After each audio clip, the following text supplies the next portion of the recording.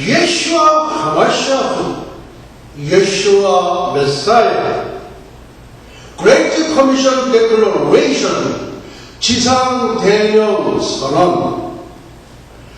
때를 얻든지 못 얻든지, 듣든지 아니 듣든지, 말씀을 전파하라, 세상을 점령하라, 천국을 침노하라. 신구약 66권 성경의 저자는 성신 하나님, 성령 하나님이십니다. 구약은 옛 언약으로서 모형이요 신약은 새 언약으로서 모형입니다. 구약은 그림자로서 예언이요 신약은 실체로서 성취입니다. 구약과 신약은 예언과 성취로 통일체로서의 연속성을 갖습니다. 너희가 넉 달이 지나야 추수할 때가 이르겠다 하지 아니하느냐? 절기 오순절과 절기 나팔절 사이 넉 달 동안은 절기가 없습니다. 이 넉 달 동안은 이방인들에게 주어진 은총의 영원 구원 농사 기간으로서 신약교회의 2000년 기간을 말합니다. 봄의 절기가 이른이라는, 가을의 절기는 늦은 뒤, 여름의 넉 달 동안은 소낙비로서 지구촌 70억 인구를 위한 이방인 추수의 절기입니다. 성경에서 죽음을 맛보지 않고 들림을 받은 사람은 에녹 선지자, 엘리야 선지자 단 2명뿐입니다. 에녹 선지자는 7년 환란 전 예수님 공중재림 시에 들림을 받게 될 예수 그리스도 예수와의 이방 신부들을 예표하며, 엘리야 선지자는 7년 환란 전 들림을 받게 될 7년 환란 전 3년간 환란 사역자들을 예표합니다. 요한계시록의 두 증인 에녹과 엘리야 그리고 14만 4천 이스라엘의 전도자가 7년 환란 전 3년간이 끝나면서 들림을 받습니다. 엘리야의 문화생 엘리사 선지자는 7년 대환란 중 후 3년간 환란 사역자들을 예표하며 7년 환란이 끝나는 무렵에 들림을 받습니다. 예슈와 하마시아, 예슈아는 구원이라는 뜻의 히브리어 예수님의 본명이며 전능자의 손에서 목자국을 보다라는 뜻을 갖고 있습니다. 예슈아 아비노 샤바 샤마인과 애니 루트라 나사라는 예슈아, 예슈아 내 아버지 계신 그곳 나도 가고 싶어요. 예슈아 가세 어서 가세. 황금마차 타고 은하수를 건너서 하늘나라 가세 어서 가세. 오늘은 절기강의 설교 195번째 시간으로서 주후 2012년 7월 15일 7월 셋째 주 유대력 5772년 10년절 로시 하스나 나팔절 후 42번째 주일 예배 20분 강해 설교입니다. 구약의 나팔절과 신약의 공중재림을 함께 짝을 이룬 것은 다음과 같은 이유에서입니다. 첫째, 여호와 예수와의 9절기와 하나님의 구속사가 완전히 일치하기 때문입니다. 첫째, 불임절 하나님시의 역사의 표준시기. 둘째, 유월절 십자가. 셋째, 무교절 안식일. 넷째, 초실절 부활절. 다섯째, 칠칠절 오순절 맥주절 성령 강림절. 여섯째, 이방인 추수절. 넉 달 농사 신약교회 2000년 기간. 일곱째, 나팔절 공중재림. 여덟째, 속죄절 지상재림. 아홉째, 초막절, 장막절, 수련절, 천년 왕국, 10번째 수전절 새 하늘과 새 땅 새 예루살렘. 둘째, 사도 바울은 골로새서 2장 17절을 통하여 모든 절기는 장래일의 그림자, 다시 말하면 장차 이루어질 일, 장래에 이른 종말의 역사를 절기 속에 그림자로 숨겨놓았다고 증언하고 있습니다. 셋째, 인류 역사의 척도이며 잣대인 다니엘의 71회의 70번째 마지막 한 일회에 의하여 7년 환란 전 공중재림과 7년 환란 후 지상재림으로 양분되면서 이중재림론이 자연스럽게 정립됩니다.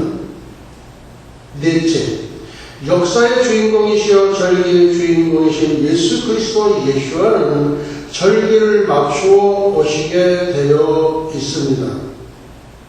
나팔절의 주인공이신 예수와는 나팔절의 공중으로 오셔서 이방 신부들을 탈취하여 천상의 세계로 가셔서 7년 동안 천국 혼인잔치를 베푸십니다. 반면 땅에서는 7년 동안 대환란이 진행됩니다. 여호와의 절기와 하나님의 구속사는 완전히 일치합니다. 첫째, 다니엘서 9장 2절. 천사장 가브리엘의 가르침을 받은 다니엘이 예레미야 서책의 71회의 면수와 그 비밀을 깨달은 것처럼, 둘째, 고린도전서 15장 51절 성령의 조명을 받은 사도 바울이 내가 너희에게 비밀을 말하노니 휴거의 비밀을 밝힌 것과 같은 맥락에서 볼 때, 셋째, 골로새서 2장 17절 장래인의 그림자인 절기의 가르침을 통하여 절기와 구속사의 완전 일치의 비밀이 밝혀진 것은 하나님의 때가 차면 하나님께서 종말의 때를 열어주셨기 때문입니다. 절기를 제정하신 분도 여호와 하나님이시여 하나님의 구속사를 이반하신 분도 하나님이십니다. 따라서 절기와 하나님의 구속사는 완전 일치할 수밖에 없습니다. 다니엘의 71회는 구약의 요한계시록이면서 인류 역사의 척도이며 잣대인 신약의 종말 계시록입니다. The Feast of Yeshua and Eschatology 2012 July 15, The Road 예수와의 절기와 종말론 제31강. 지난주 강의 설교 요약입니다. 첫째, 너희 안에 계신 분, 세상에 있는 이보다 크신 분, 바로 보혜사 성령께서 막는 자로서의 사역을 하고 계시기 때문에 불법의 사람, 멸망의 아들 적그리스도가 아직 나타나지 못하고 있습니다.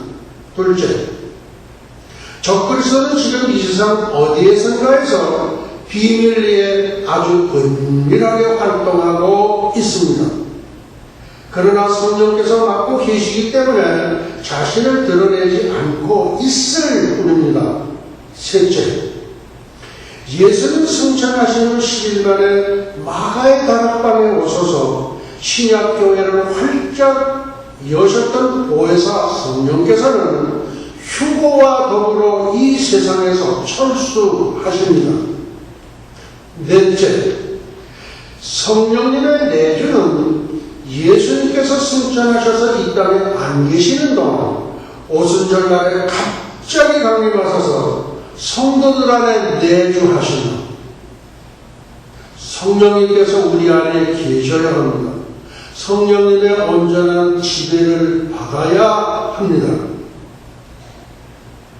예수님께서 공중 재림하신 날 갑자기 성도들의 몸이 영광처럼 변화되는 순간 이 막는 사역이 다 끝나시게 되면 과거 구약 시대의 본래의 상태로 돌아가시게 됩니다.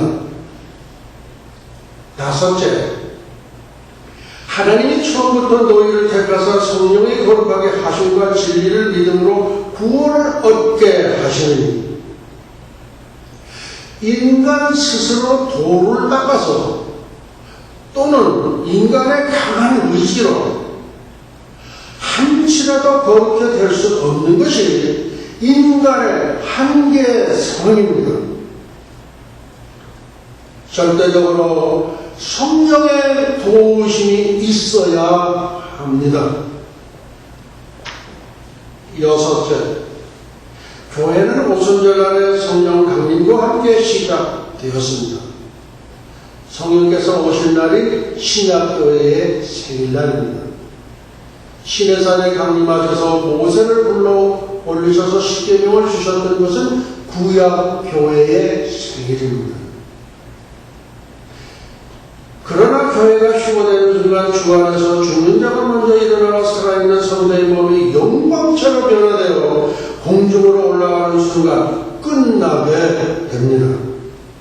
일곱째, 휴거가 일어나기 직전까지 하나님께서는 이방인들 중에서 그의 이름을 위한 신부들을 불러 모셔서 그 이방인 신부들과 이스라엘의 택함받은 남은 자들과 함께 결합시켜서 하나의 몸으로 세우십니다. 에베소서 2장 11절로 에베소 3장 13절. 하나님이 처음으로 이방인 중에서 자기 이름을 위한 백성을 취하시려고 저희를 권고하신 것을 심원히 고하였으니 이 말씀은 최초로 이방인 중에서 성령 세례를 받은 이달리아대 군대 백부장 고넬료를 이르는 말입니다. 오늘 돌아가셔서 사도행전 10장을 전부 한번 보시기 바랍니다.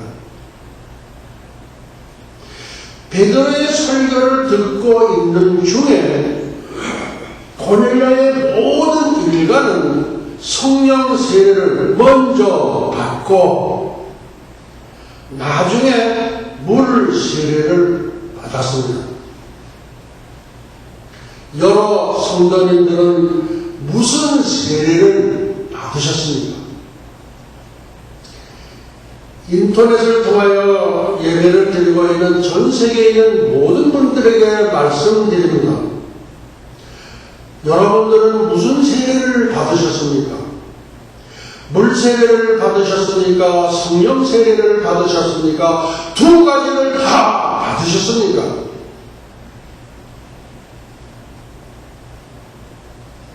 아직 성령 세례를 받지 못하신 분은 다음 말씀을 붙들고 간절히 기도하시면 마가의 다락방에 오셨던 성령의 불세례를 받으실 수 있습니다. 교회 생활 몇십 년 동안 했는데도 성령이라는 세례를 받아보는 분들이 그렇게 많지가 않은 것 같아요. 우리가 거룩해 하는 그것도 성령께서 오셔서 거룩해 만들어 주셔야지, 내가 내 의지로 또는 내 무엇으로 기둥뿌리를 뽑아도 소나무 뿌리를 뽑아도 안 됩니다. 한국의 어느 목사님 한 분이 자기의 정력을 이기지 못해서 낫을 가지고 이제 그것을 탁 이렇게 잘라버리셨대요. 그렇게 하고 100만 원 따시고 내가 재림주 예수다. 그게 우리 기독교 역사에 나오는 겁니다. 우리가 회개하는 것도 성령께서 오셔서 회개의 영을 주셔야지만 회개가 됩니다. 무슨 말씀인지 전 세계에 계신 여러분들 이해가 가십니까?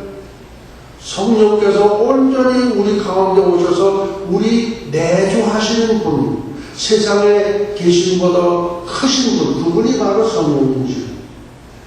휴거와 함께 성령님은 철수하시게 되어 있습니다.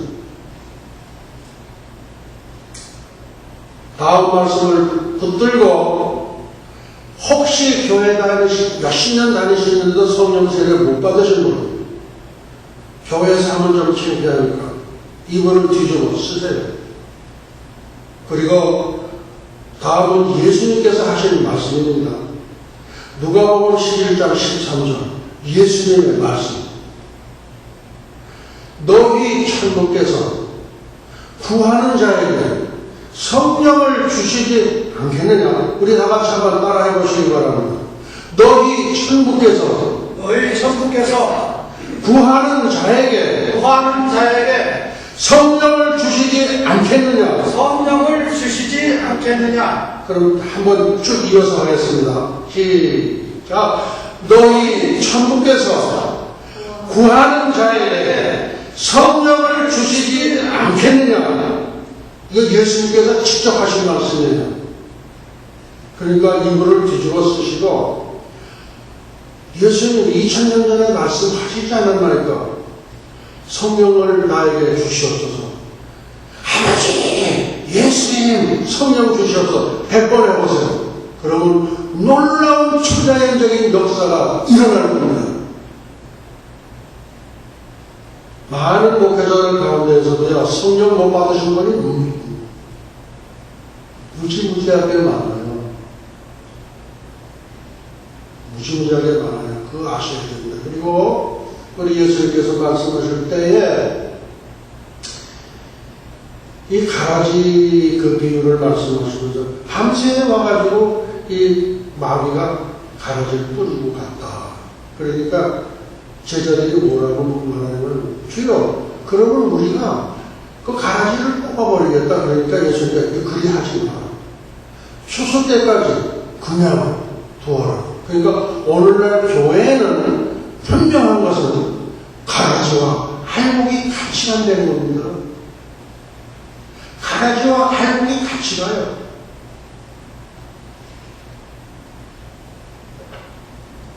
그래서 성령 세례를 못 받으신 전 세계의 모든 우리 예수와 가족 여러분, 이 말씀 붙들고 너희 천부께서 구하는 자에게 성령을 주시지 않겠느냐? 2000년 전 우리 주님께서 선포하신 말씀입니다. 이 말씀 붙들고 성령 세례 주옵소서, 주옵소서, 아버지 성령 주시옵소서, 성령 주시옵소서 100번 해보세요.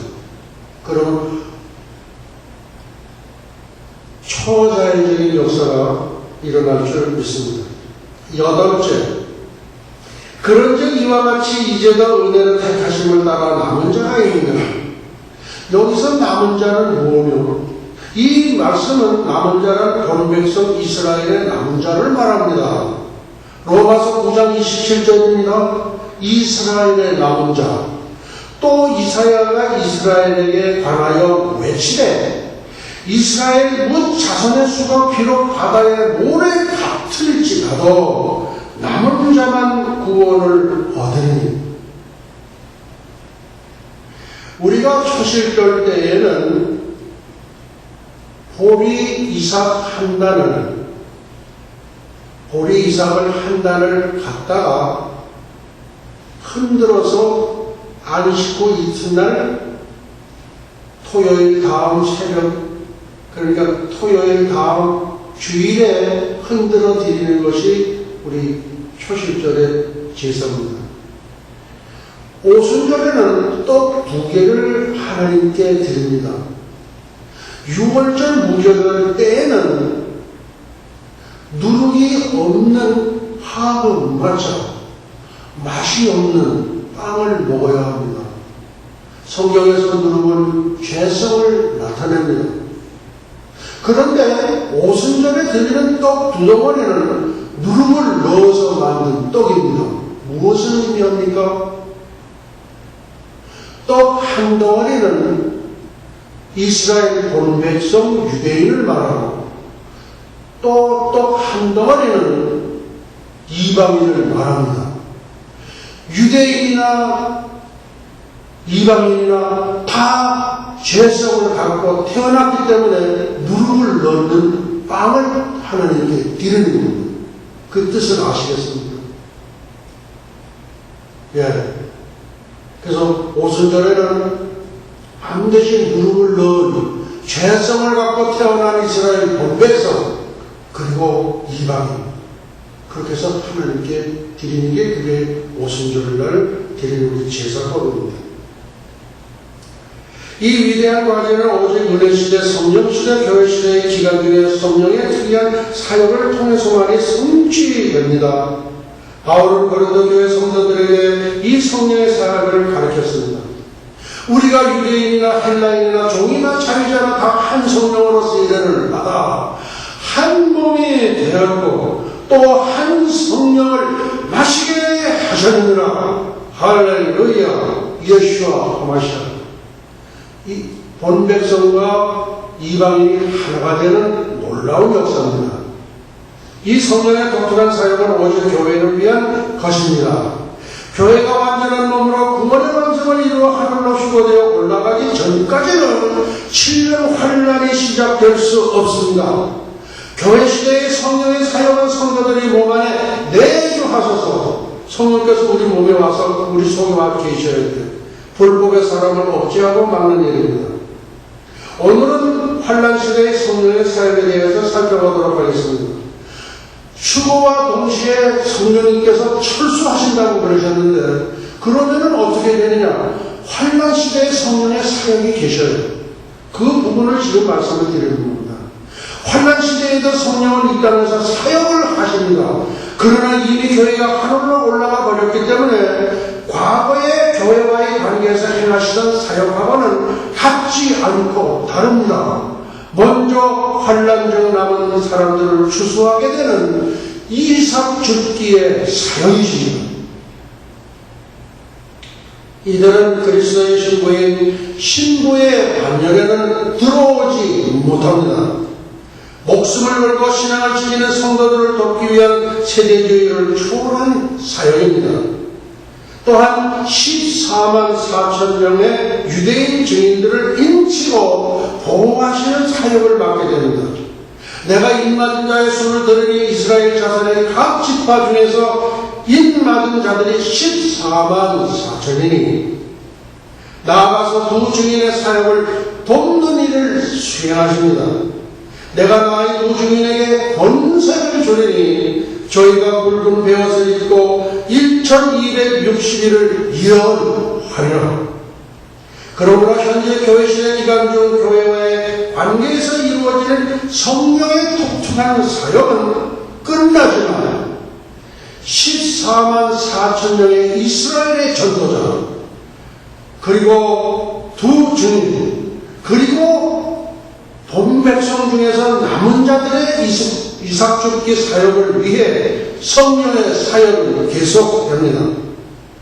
그러나 성령께서는 지금의 교회 시대 같이 막는 일은 안 하시기에 적 그리스도가 등장하여 자기가 하나님이라고 주장하는 불법의 일들이 벌어지게 됩니다. 지금 현재도 불법의 비밀이 활동하고 있습니다. 그러나 성령께서는 교회를 도와여 막는 자의 역할을 하시므로 아직은 적그리스도가 나타나지 못하고 있는 실정입니다. 교회가 완성되어 공중으로 올라간 뒤에야 비로소 환란도 일어나고 불법의 사람 적그리스도도 나타나게 될 것입니다. 그러므로 우리는 환란을 기다리지 않고 적그리스도를 기다리지 않고 신랑이신 예수 그리스도의 강림만을 기다립니다. 그래서 성경은 이 소망을 복스러운 소망이라고 부릅니다. 오늘 말씀은 여기서 마치도록 하시겠습니다.